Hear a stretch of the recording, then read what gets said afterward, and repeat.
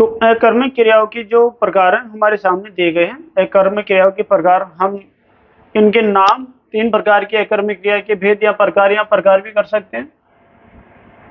ये भेद, ये प्रकार, एक ही बात है विद्यार्थियों। तो अकर्मक क्रियाएं, जिस प्रकार से सकर्मक क्रियाएं हमने पढ़ी थी, सकर्मक जो क्रियाएं होती है वो 3 प्रकार से प्रयुक्त होती थी। तो यहाँ पर अकर्मक जो क्रियाएं वो भी 3 प्रकार से ही प्रयुक्त होती है। अकर्मक जिनमें कर्म की प्रधानता नहीं होती है, लेकिन फिर भी अपना अर्थ देने में पूर्ण स्पष्ट रूप से अपना अर्थ देती है। देखो, स्थिरतक का मतलब है एक जगह स्थिर होना, गतिशील नहीं होना, या अवस्था, दशा, स्थिति का बोध कराती है। इसलिए इनको ये अवस्था बोधक या स्थिरतक कर्म क्रियाएं कहते हैं। पूर्ण का मतलब ब्रैकेट में लिखा भाई, ये अपना अर्थ देने में पूर्ण होती है। इसके बाद गत्यर्थक अकर्मक होती है, गतिशील, जिनमें गतिशीलता पाई जाती है, वो क्रिया होती है, उनमें कर्म की प्रधानता नहीं होती है, अकर्मक है ही है। अपूर्ण अकर्मक, कोई कर्म की प्रधानता होगी नहीं, लेकिन होती भी अपूर्ण है ये क्रियाएं। चलिए, ये इसके 3 प्रकार थे। इन प्रकारों का जो विस्तृत विवेचन है हमारे को सामने बोर्ड पर दिया हुआ है।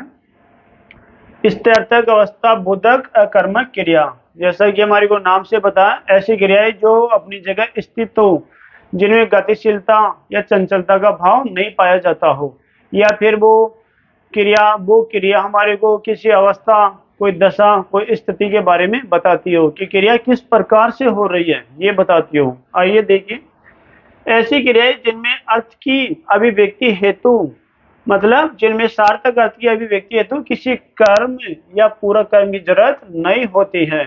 बिल्कुल अकर्मक हम पढ़ रहे हैं तो कर्म की जरूरत होगी नहीं, अगर कर्म की जरूरत हो गई तो फिर तो वो सकर्मक में चली जाएगी, अकर्मक में आएगी नहीं। फिर तो अर्थ की अभिव्यक्ति हेतु किसी कर्म या पूरक कर्म की जरूरत नहीं होती है। कोई कर्म सीधे तौर पर कोई कर्म या फिर कोई पूरक, मतलब अप्रत्यक्ष रूप से किसी कर्म की जरूरत नहीं होती। कर्म रहित, कर्महीन होने के साथ कर्ता की स्थिति, अवस्था, दशा की बोधक होती है ये क्रियाएं। चलिए यहाँ पर देखिए आप उदाहरण को, जैसे सोना, हंसना, रोना, होना, इसी श्रेणी की क्रियाएं हैं। देखिए सोना, ये सोना स्लीप, मतलब जो हम नींद लेते हैं उस सोने की बात की गई है यहाँ पर। तो ये ऐसी क्रिया जो स्थिर तक अपनी जगह, एक जगह स्थित हो जाता है मनुष्य इस क्रिया में, तो ये सोने की क्रिया। ये हंसना रोना, ये तो गतिशील क्रिया हो गई। तो ये है ना जो अवस्था, दशा, स्थिति का ज्ञान करवाती है हमारे को, ये दे रखा है यहाँ पर, स्थिति, अवस्था, दशा का ज्ञान करवाती है कि किस प्रकार से करता है, कि स्थिति, दशा और अवस्था है। ये क्रियाएं इसी श्रेणी की क्रियाएं होती हैं स्थिरतक या अवस्था बोधक क्रियाओं में। देखो उदाहरण यहाँ पर आ जाइए आप मुख्य रूप से। ये राम का बगीचा है, ये हमारे सामने एक वाक्य है, ये राम का बगीचा है। अब यहाँ पर क्रिया की बात करें, क्रिया तो कोई आ ही नहीं रही, इसमें कोई क्रिया होने का ज्ञान ही नहीं हो रहा हमारे को, लेकिन फिर भी यहाँ क्या लिख रखा, स्थित होने का भाव। इसमें कोई क्रिया नहीं है, लेकिन किसी चीज के एक जगह स्थित होने का भाव जरूर दिया गया है, तो इसीलिए ये स्थिरतक क्रियाओं की श्रेणी में आती है, कि एक जगह स्थित है, वो स्थिर है। इसके बाद महेश जोर जोर से रो रहा है। यहाँ पर कर्ता की स्थिति के बारे में बताया गया कि वो जो क्रिया हो रही है ना, रोने की जो क्रिया हो रही है, रोने की स्थिति बताई गई है कि जोर जोर से रो रहा है। लोग हंस रहे हैं, हंसने की स्थिति, लोग हंस रहे हैं, यहाँ पर हंसने के बारे में बताया गया है। बालक कमरे में सो रहा है, सोने की अवस्था, इस प्रकार से बालक कमरे में सो रहा है। तो विद्यार्थियों यहाँ पर किसी क्रम की कोई प्रधानता नहीं है। क्रम के लिए आपको बताया गया था पहले, क्या, किसे या किसको, ये शब्द आप जोड़कर क्रम का पता लगा सकते हो। क्रिया में तो आप जोड़ लो, चाहे से यहाँ पर, इसमें तो कोई क्रिया है नहीं। मैं जोर से रो रहा है, क्या रो रहा है, कोई जवाब नहीं मिलेगा मेरे को। किससे रो रहा है या किसको रो रहा है, तो यहाँ पर कोई जवाब हमारे को स्पष्ट रूप से नहीं मिल पाएगा। आप किसी भी उदाहरण में लगा के देख सकते हो। क्या सो रहा है, किसे सो रहा है या किसको सो रहा है, तो हमारे पास कोई जवाब यहाँ पर नहीं है, इसलिए ये अकर्मक क्रियाएं इनका उदाहरण है। इसी प्रकार दूसरा है इसका गत्यर्थक अकर्मक क्रियाएं, जो क्रियाएं गतिशील होती है। गत्यर्थक का मतलब है जो गति के अर्थ में प्रयुक्त होती है, मतलब एक्टिविटी, क्रियाविधि, चंचलता, गतिशीलता। अकर्मक क्रियाएं जो अपना अर्थ देने में पूर्ण होती है, कर्म नहीं होता फिर भी अपना अर्थ देने में पूर्ण होती है। इन क्रियाओं में कर्ता गतिशील रहता है, रहेगा बिल्कुल, नाम से ही पता चला हमारे को गत्यर्थक, कर्ता गतिशील रहता है। इन क्रियाओं को भी, यहाँ ये मिट गया थोड़ा सी, इन क्रियाओं को भी अपनी अर्थ अभिव्यक्ति हेतु, मतलब अपने अर्थ के स्पष्ट करने, अर्थ को स्पष्ट करने हेतु कर्म या पूरक कर्म की जरूरत नहीं पड़ती है, नहीं पड़ेगी, क्योंकि ये तो है कर्मक क्रिया हम पढ़ रहे हैं, तो इनमें कर्म की जरूरत नहीं पड़ेगी। जैसे दौड़ना, घूमना, निकलना, तैरना, आना जाना, मंडराना, ये सारी गतिशील क्रियाएं हैं, जो भी दी गई है आपको लाल पेन से लिखा हुआ दिख रहा, ये गतिशील क्रियाओं में ही आता है, इनके अंतर्गत आता है।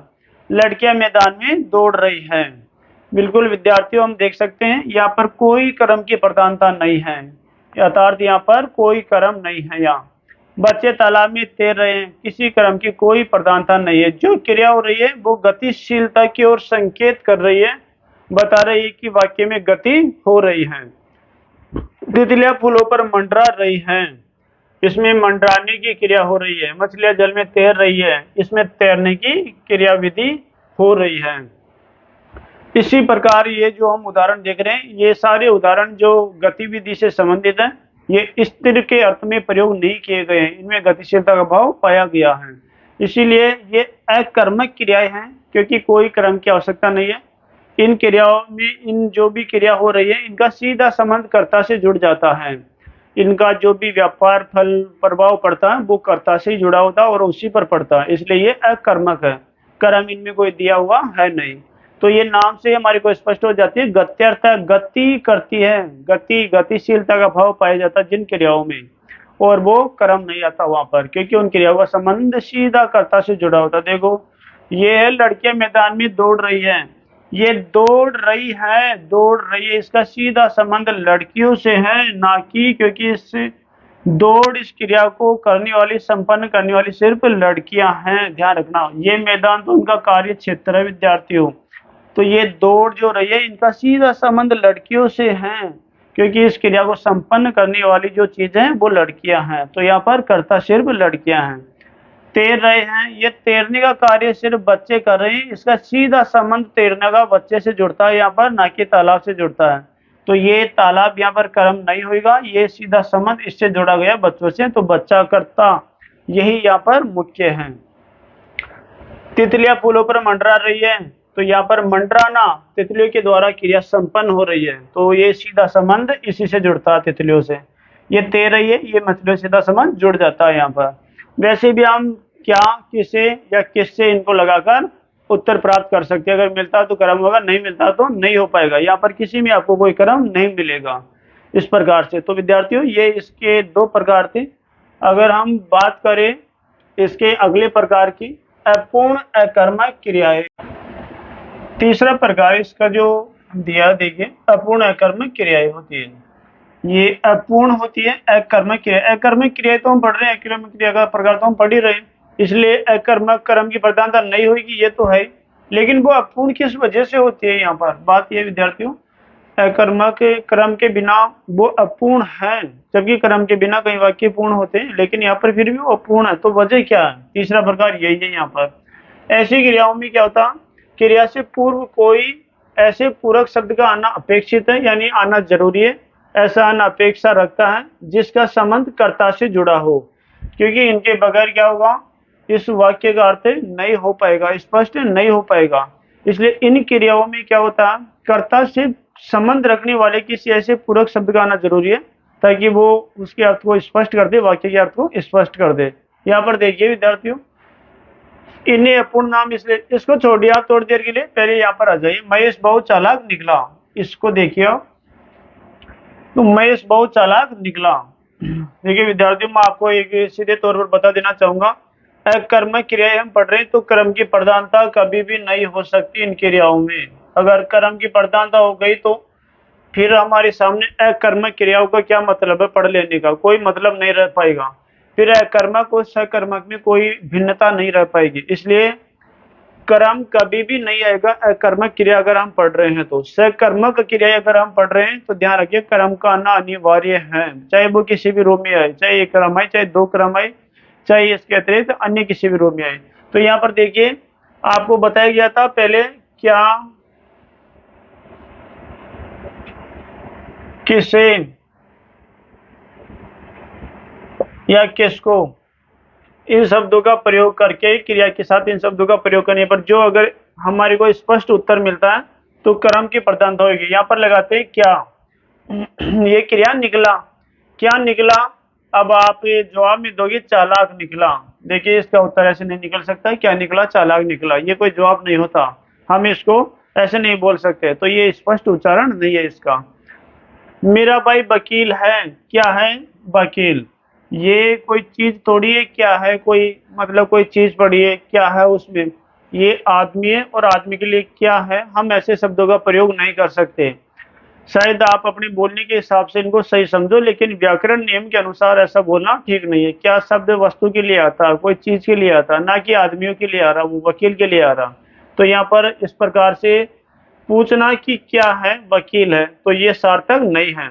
मैं बड़ा होकर इंजीनियर बनूंगा, यहाँ पर ये हम पर्सन लगाए, क्या बनो, क्या बनेगा, तो यहाँ पर इंजीनियर हमारे पास उत्तर भले ही आ जाता है, लेकिन वो एक शुद्ध उच्चारण के तौर पर हमारा जवाब नहीं हो सकता।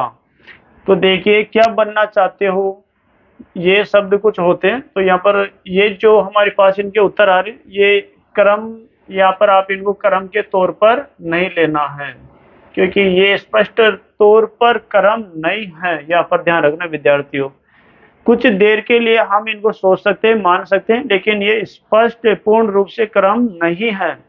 क्रम तो वो होगा जो स्पष्ट हमारा जवाब उसमें हमारे को उत्तर के तौर पर मिल जाए क्रिया के साथ प्रयोग कर लेने पर। कमरे में बिल्ली है, अब हम क्रिया के साथ, या फिर हम राम ने रावण को बाण से मारा, तो किसे मारा, रावण को मारा। तो हमारे पास ध्यान रखना विद्यार्थियों उत्तर मिल जाएगा, रावण को मारा, सार्थक उत्तर है, बिल्कुल क्रम की प्रधानता है। तो आप यहाँ पर आप तो कुछ भी सोचिए, चालाक क्या निकला, अब ऐसे थोड़े कहेंगे चालाक निकला, नहीं, इसका कोई उत्तर नहीं होता। हाँ कुछ समय के लिए हम इसको क्रम मान सकते हैं, थोड़ी बहुत पूरा क्रम, क्योंकि ये जो शब्द है इसका जुड़ाव इससे है। देखो ये जो मैं शब्द है, मैं शब्द, इसका जुड़ाव इंजीनियर से है, पूरा इसका जो जुड़ाव है वो इसी से जुड़ा हुआ है। इसका संबंध, इसका व्यापार, इसका जो भी प्रतिफल है, जो भी प्रभाव है, वो इसी से जुड़ा हुआ है। तो ये इस कर्ता, ये मैं है जो वाक्य का कर्ता सूचक शब्द है, इस कर्ता से ही ये जो वाक्य है, ये जो पूरक शब्द है, ये जुड़ा हुआ है। अगर हम इनको हटा देंगे तो वाक्य अपने आप में सार्थक नहीं रह पाएगा और अपना अर्थ नहीं दे पाएगा। मैं बड़ा होकर बनूंगा, अब हमारे मन में ये बात आ जाएगी, पता नहीं क्या बनना चाहेगा, क्या बनेगा, इसलिए ये वाक्य हमारी जिज्ञासा को शांत नहीं करेगा। तो सीधा सी मतलब है इन शब्दों का आना जरूरी है। तो हमें थोड़े थोड़े ये क्रम के रूप में लगते हैं, ये क्रम लगते हैं, लेकिन ये वास्तविक तौर पर क्रम नहीं है। मेरा भाई वकील है, क्या है, वकील, ऐसा हम बोल नहीं सकते, क्योंकि क्या है ये तो चीजों के लिए, इनके लिए हम बोलते हैं। महेश बहुत चालाक निकला, क्या निकला, तो हम कहते हैं ना क्या निकला उसमें, तो हम ऐसे थोड़ी बोल सकते हैं कि चालाक निकला या कोई भोला निकला, ऐसे शब्दों का प्रयोग हम कर नहीं सकते। लेकिन थोड़ी देर के लिए हाँ ये शब्द हमारे को भ्रमित भी करते हैं, इसलिए आप इनको क्रम मान लीजिए, लेकिन पूरा क्रम प्रत्यक्ष रूप से नहीं, स्पष्ट क्रम नहीं ये शब्द हो सकते। तो महेश बहुत चालाक निकला, इस महेश जो शब्द है, ये चालाक जो शब्द है, इसका संबंध इससे जुड़ा हुआ है। अगर इस चालाक को आप हटा दोगे तो महेश बहुत निकला, हमारा जो वाक्य है वो अर्थ हमारे को नहीं दे पाएगा। इसलिए ऐसे शब्दों का प्रयोग करना हमारे को जरूरी होता है जो कर्ता से संबंध रखते हो। ध्यान रखिए विद्यार्थियों, कर्ता से संबंध नहीं रखेंगे तो ऐसे शब्द हम प्रयोग नहीं कर सकते। यहाँ इनमें आप कोई भी देख लीजिए, मैं बड़ा होकर इंजीनियर बनूंगा, आप इस इंजीनियर शब्द को हटाकर कोई दूसरा डाल के देख लीजिए, यहाँ पर डॉक्टर डाल लीजिए, लेकिन ध्यान रखना ये संबंध कर्ता से ही जुड़ना चाहिए, इनका संबंध कर्ता से ही जुड़ा हुआ है, इनका संबंध। ये ऐसे शब्द नहीं है जिनको हम हटा दें और हमारा वाक्य भी अर्थ दे देगा। आप हटाकर देख लो, आपका वाक्य अर्थ नहीं दे पाएगा। इसलिए इन शब्दों का जो सीधा संबंध है वो कर्ता से जुड़ता है। चलिए अब आते हैं हम इसके नियमों की और इसके अर्थ की ओर। ये क्या कहता है? ऐसी क्रियाओं में, बिल्कुल ये ऐसी क्रियाएं हैं, यही तो वो क्रियाएं हैं। ऐसी क्रियाओं में क्रिया से पूर्व, क्रिया से पहले, बिल्कुल क्रिया से पहले, ये हर बार ही क्रिया से पूर्व कोई ऐसे पूरक शब्द का आना, पूरक शब्द ये बिल्कुल आपको बता दिया गया पहले, ये पूरक शब्द है इनका, बस इनका अनुपूरक है। ऐसे पूरक शब्द का आना अपेक्षित है, उम्मीद रखता, आशा रखता, जिसका संबंध कर्ता से हो, कर्ता से जुड़ा हुआ है, क्योंकि ये क्या है, यही है, ये क्या है, ये इससे जुड़ा हुआ, मैं इंजीनियर, ये दोनों जुड़े हुए हैं। इन्हें अपूर्ण नाम इसलिए दिया गया, बिल्कुल अपूर्ण है, कर्म नहीं है वाक्य में, लेकिन वो पूरा तो होना चाहिए ना, लेकिन ये अपूर्ण है किसके बगैर? उस शब्द के बगैर जो पूरक रूप में यहाँ पर आया है। तो ये शब्द ही, ये लाल लाइनें खींची हुई है, ये शब्द ही वो शब्द है जो क्या है, पूरक तौर पर आए हैं। इनको अपूर्ण इसलिए दिया गया क्योंकि पूरक शब्द के बिना इनका अभिप्राय स्पष्ट नहीं होता, नहीं होगा। आपको बता दिया गया, इनको हटा के देख लो आप प्रत्येक को, इनका कोई अर्थ स्पष्ट नहीं हो पाएगा। इसलिए ये ऐसे शब्द है, इनका आना जरूरी है। ये पूरक, इसके पूरक के तौर पर आते हैं, इसके पूरक है, ये स्पष्ट रूप से, पूर्ण रूप से कर्म नहीं है, पूरक कर्म ही मान लीजिए आप इनको थोड़ी देर के लिए, तो इनका होना बहुत जरूरी है। इस प्रकार विद्यार्थियों, जो ये हमारा अकर्मक क्रियाओं का तीसरा प्रकार था, वो तीसरा प्रकार आपके सामने है, और ये तीनों प्रकार इसके पूरे होते हैं।